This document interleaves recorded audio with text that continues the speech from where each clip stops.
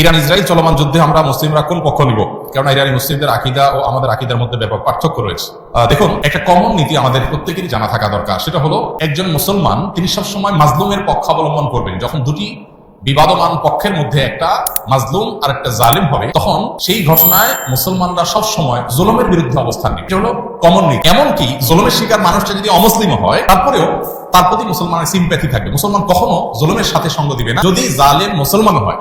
অতএব আপনার সাথে কোন মাজলুমের যদি আকীদাগত মতপার্থক্য থাকেও, সেই মতপার্থক্য আপন জায়গায় থাকবে, সেটাকে আপনি রাখবেন, এবং বিরোধিতার জায়গাটা আপন জায়গায় থাকবে। এত সত্ত্বেও যদি সে জুলুমের শিকার হয়, তাহলে আপনি জুলুমের বিরুদ্ধে অবস্থান নিবেন। অন্তত সার্বিকভাবে, সামগ্রিকভাবে আপনি সেটার বিরুদ্ধে অবস্থান নিতে না পারলেও মানসিকভাবে হলেও তার বিরুদ্ধে আপনাকে অবস্থান নিতে হবে। এটা হলো মৌলিক নীতিমালা। মুসলমান কখনো জালেমের পক্ষে যেতে পারে না, মাজলুমের পক্ষ মুসলমান সবসময় নিবে। এক্ষেত্রে সূরা রোমের যে ঘটনা, সেটা আমাদের জন্য একটা বিশেষ নির্দেশনা হতে পারে। সূরা রোমের শুরুতেই আল্লাহ তাআলা যে বলেছেন, আলিফ লাম মিম গুলিবাতির রুম, এখানে আমরা দেখেছি যে রোমানদের সাথে তখন পারস্যের অগ্নিপূজকদের সাথে যে যুদ্ধ হয়েছে, সেই যুদ্ধে মক্কার মুশরিকরা পারস্যদের আর মক্কার মুসলমানেরা সাহাবায়ে কেরাম তারা রোমানদের সমর্থন করেছেন। কেন?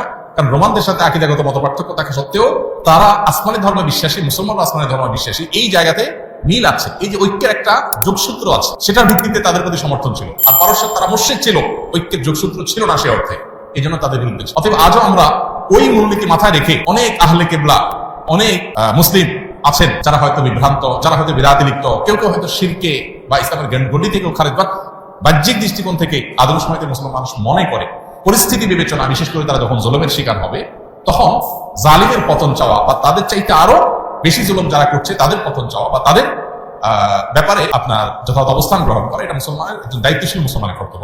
সেই স্ট্যান্ড বা সেই অবস্থানটা আমাদের এক্ষেত্রে হতে পারে। এছাড়া এটা তো ঠিক যে সিরিয়া যুদ্ধে ইরাকে বহু সুন্নিকে তারা হত্যা করেছে, নির্মমভাবে হাজার হাজার লক্ষ লক্ষ সুন্নিকে তারা হত্যা করেছে। মূলত পৃথিবীতে মানুষের পাপের কৃতকর্মের প্রায়শ্চিত্ত মানুষকে করতে হয়। বিশেষ করে জুলুম যদি করে কেউ, তাহলে জীবদ্দশাতেই তার প্রায়শ্চিত্ত করতে হয়, আখিরাতে তো আছে। এই জন্য জুলুম থেকে আমরা সবসময় নিজেদেরকে বাঁচিয়ে রাখবো।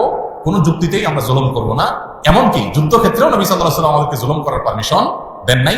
অমুসলিমের সাথে আল্লাহ তাআলা জুলুম করার পারমিশন আমাদেরকে দেন নাই। অতএব যে জুলুম আল্লাহ নিজের জন্য হারাম করেছেন, হাদিসে কুদসিতে আল্লাহ বলেছেন, ইন্নী হারামতু যুলমা আলা নাফসি, আমার বান্দারা তোমরা জেনে রাখো আমি নিজের প্রতি নিজে জুলুমকে হারাম করে রেখেছি, ফালা তাযালামু, অতএব তোমরা একে অন্যের প্রতি জুলুম করিও না। আল্লাহর কথা, হাদিসে কুদসি তিনি বলেছেন। সো জুলুম থেকে আমরা হাজার মাইল দূরে থাকবো, আমার দ্বারা যেন কারোর প্রতি অবিচার, কারণ জুলুমের পক্ষে যারা থাকবে তাদের পতন অনিবার্য, আজ হোক আর দুদিন